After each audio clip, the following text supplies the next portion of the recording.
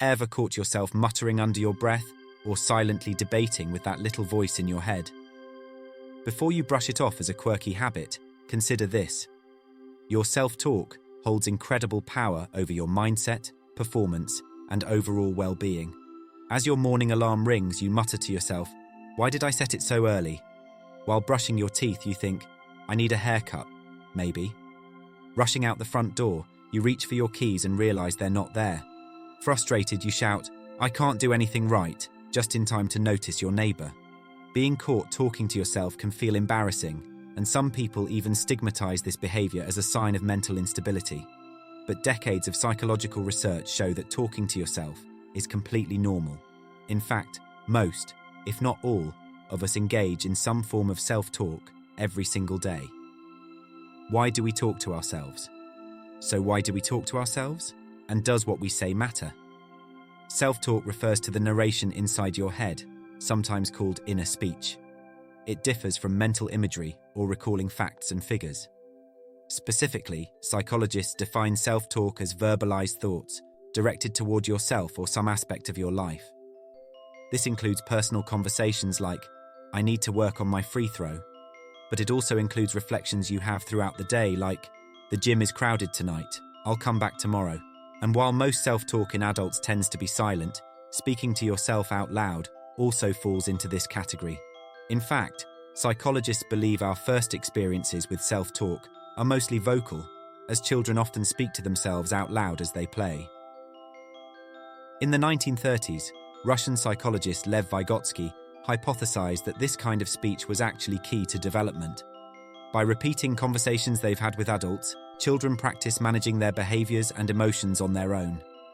Then, as they grow older, this outward self-talk tends to become internalized, morphing into a private inner dialogue. We know this internal self-talk is important and can help you plan, work through difficult situations, and even motivate you throughout the day. But studying self-talk can be difficult. It relies on study subjects clearly tracking a behavior that's spontaneous and often done without conscious control. For this reason, scientists are still working to answer basic questions, like, why do some people self-talk more than others? What areas of the brain are activated during self-talk, and how does this activation differ from normal conversation? One thing we know for certain, however, is that what you say in these conversations can have real impacts on your attitude and performance. Engaging in self-talk that's instructional or motivational has been shown to increase focus, boost self-esteem, and help tackle everyday tasks.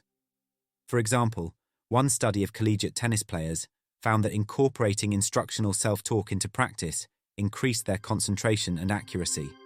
And just as chatting to a friend can help decrease stress, speaking directly to yourself may also help you regulate your emotions. Distant self-talk is when you talk to yourself, as if in conversation with another person. So, rather than, "I'm going to crush this exam," you might think, "Andy, you are prepared for this test." One study found that this kind of self-talk was especially beneficial for reducing stress when engaging in anxiety-inducing tasks, such as meeting new people or public speaking. But where positive self-talk can help you, negative self-talk can harm you. Most people are critical of themselves occasionally, but when this behavior gets too frequent or excessively negative, it can become toxic. High levels of negative self-talk are often predictive of anxiety in children and adults, and those who constantly blame themselves for their problems and ruminate on those situations typically experience more intense feelings of depression. Today, there's a field of psychological treatment called cognitive behavioral therapy, or CBT, which is partially focused on regulating the tone of self-talk.